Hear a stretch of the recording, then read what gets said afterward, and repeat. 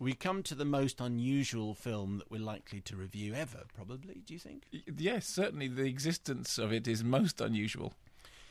It's Benjamin Sniddlegrass and the Cauldron of Penguins, and regulars will not really need to be told again how this came into being, because we went into it in great detail yesterday, but it was... last week, beg your pardon, it was an aside from your good self during a review of Percy Jackson. Percy Jackson and the Lightning Thief, and I was saying that it was ripped off of Harry Potter and whatever it is, and I said they might as well have called it, and then we said Benjamin Sniddlegrass and the Cauldron of Penguins. Okay, so last week we spoke to Jeremy Dillon, who explained how, having heard that, he then did some posters, did some plot ideas. People asked him to make a movie. 6,000 Australian dollars later, he's actually made it. It premiered last week, and here is Jeremy Dillon at the premiere on Monday in Sydney. Our friends at BBC Radio 5 Live have been very generous to us in terms of giving us a bit of coverage and perpetuating the Benjamin Sniddlegrass entity throughout various forms of media. So we'd like to record a little message for them. So I'm going to count down from 5 on my left hand, and after that I'm going to get you all to say in unison, "Hello, Mark, Simon and Jason Isaacs." So just a practice.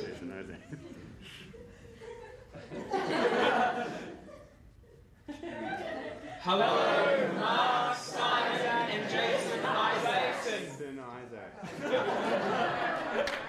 You can hear there that the audience, who I think largely comprised of the cast, were going, Isaacs? Who?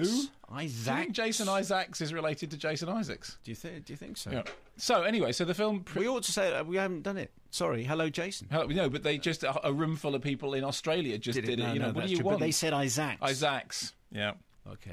So it's available to download. Yeah, and so we did download it, and we did watch it. And so now it's very difficult to do this, because the fact of the matter is, it's obviously the film takes its premise and many of its jokes from in-jokes within the programme that I know that not everybody feels as warm and friendly towards as we do. So this is a little bit self-referential. It is. So consequently, you have to take with... I've always said that it's not possible to review honestly any film if your name is in the credits. Although the fact is, my name has appeared in the credits of some films which I have really...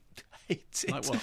Oh, there was a weird British horror movie that was made once that I did a set report for, the name of which fails me once, and I was watching it and I was shocked and appalled at how terrible it was, and at the end of it said thanks to Mark Kermode and Nigel Floyd because we'd done a set report for it. It was one of those really bizarre things.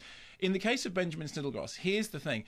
I laughed 7 times. Now, when Jeremy was on the programme, he said, I said, how long is it? He said, it's 70 minutes long, okay?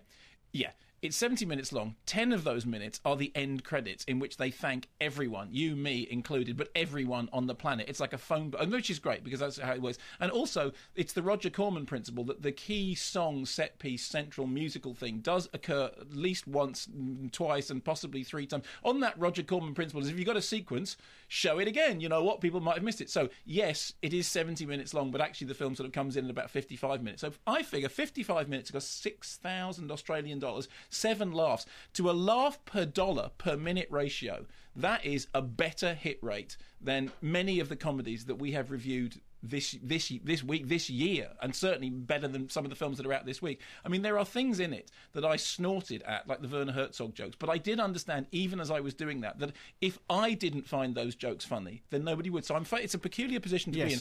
I genuinely laughed 7 times. It is an odd, strange...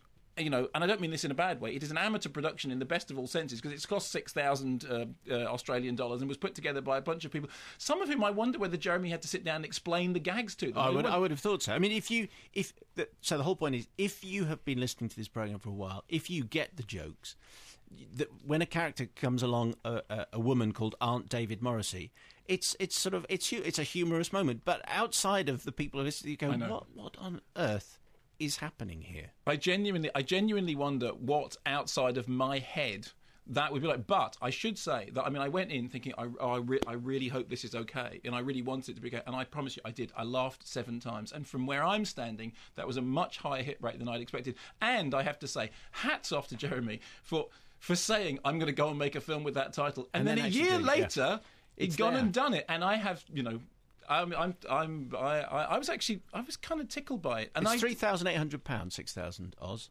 dollars. Is it? Okay, fine. So that's pretty good. But that's it, honestly, I was kind of tickled by it.